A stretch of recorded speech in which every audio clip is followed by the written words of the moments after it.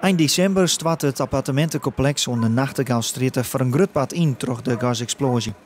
Een van de troffen flatbewoners is Marlies Riesenkamp.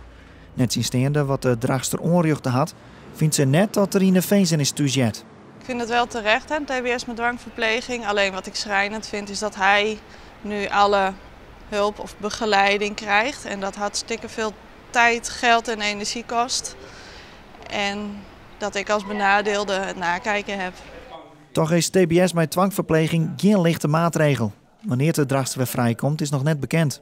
Ja, dat betekent dat hij in een TBS-kliniek wordt opgenomen, behandeld wordt. Die TBS wordt wel periodiek bekeken of dat nog langer moet duren. Maar in beginsel, want het gaat om een niet gemaximeerde TBS, kan die TBS duren zolang als het nodig is om hem met succes te behandelen. De hele troffen flat in Drachten zal weer nijbouwd worden, maakt de woningbouwcoöperatie Chocolade juist bekend. En zo zal het straatbeeld onder de Nachtegaalstraat als net meer onder het vervaltinken dwan. Maar de slachtoffers zullen het net zo gauw vergeten. Mijn leven is in die zin veranderd dat ik nog steeds heel schrikkerig ben van nare geluiden. En de kans dat zoiets weer kan gebeuren, dat heb ik dagelijks last van. Maar ook gewoon dagelijks de confrontatie met spulletjes die je gewoon mist, die je of hebt gekregen of voor gespaard hebt. Of spullen met emotionele waarde.